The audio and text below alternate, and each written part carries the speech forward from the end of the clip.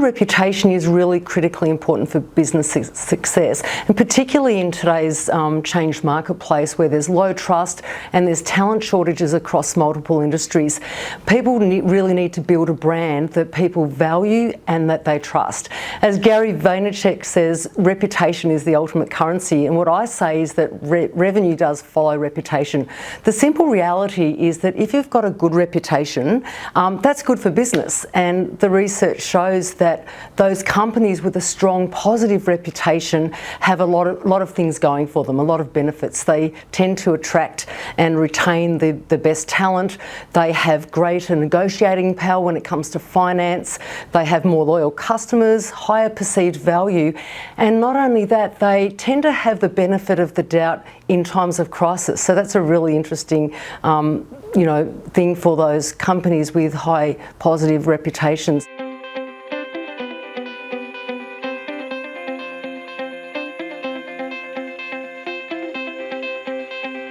What we're seeing in the current marketplace is that people expect brands to stand for more than just profit. In fact, purpose and values are now driving choice and decisions when it comes to people choosing where they want to work and what they want to buy and where they want to invest. And what the research is showing is that millennials are 5.3 times more likely to stay with an employer when they can connect with that employer's purpose.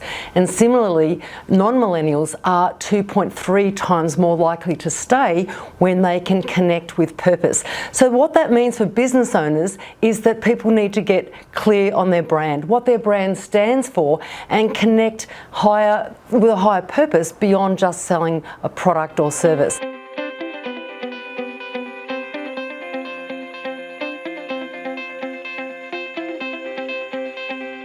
Once a company has identified and has in place its corporate culture pillars, like its purpose and its beliefs and its values, then it needs to align and integrate its culture into the other brand defining dimensions of the company, which include its corporate communications, its customer experience, and its corporate citizenship. So what that does, it aligns what the company thinks with what it says, what it does, and what it gives. So culture is all about purpose and beliefs and values, as I said. So that's what the company really thinks, what its intentions are.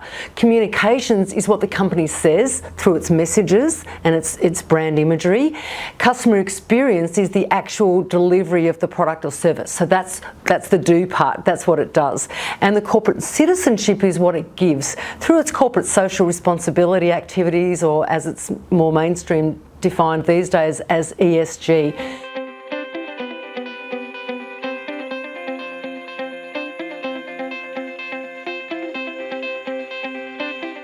So there's quite a few things that companies can do to build, their brand and reputation and really connect deeply with their target audiences.